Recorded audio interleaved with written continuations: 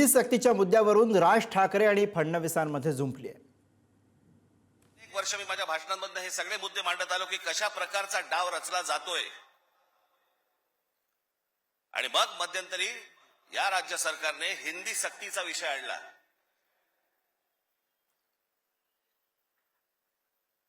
आणि त्यावेळेला मग मीही कडाडलो, उद्धवही कडाडला आणि त्या सगळ्या याच्यामध्ये त्याच्या अगोदरच माझी एक मुलाखत झाली आणि त्याच्यामध्ये मी सांगितलं होतं की कुठच्याही वादापेक्षा आणि कुठच्याही भांडणापेक्षा महाराष्ट्र मोठा आहे।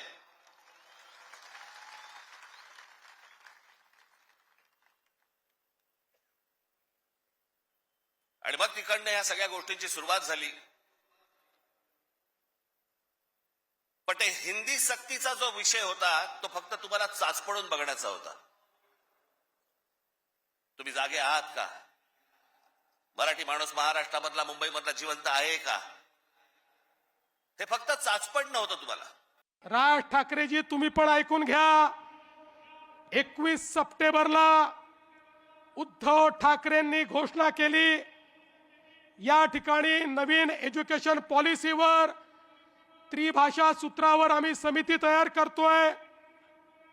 16 ऑक्टोबर 2020 ला डॉक्टर माशेलकर समिती तयार झाली।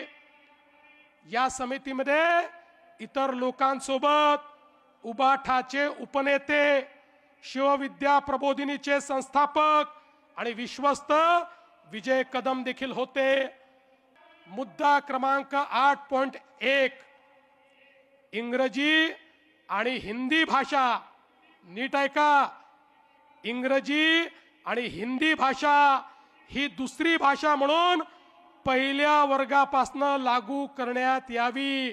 मी नाही म्हणत आहे, या ठिकाणी उद्धवजींचा अहवाल म्हणतो 1ली ते 12वी विद्यार्थी इंग्रजी शिकत असतील तर त्याला हिंदी पण शिकवलं पाहिजे, त्यामुळे त्याला भाषेची जाण येईल। 14 सप्टेंबर 2021 ला या ठिकाणी सादर झाल्यानंतर 20 जानेवारी 2022 ला माननीय उद्धव ठाकरेंच्या अध्यक्षतेखालील मंत्रिमंडळाच्या बैठकीत आला आणि मंत्रिमंडळाच्या बैठकीने त्याला मान्यता दिली।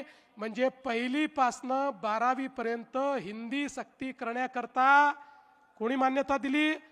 एकनाथ शिंदेनी दिली, देवेंद्र फडणवीसने दिली, उद्धव ठाकरे यांच्या कॅबिनेटनी ती मान्यता दिली।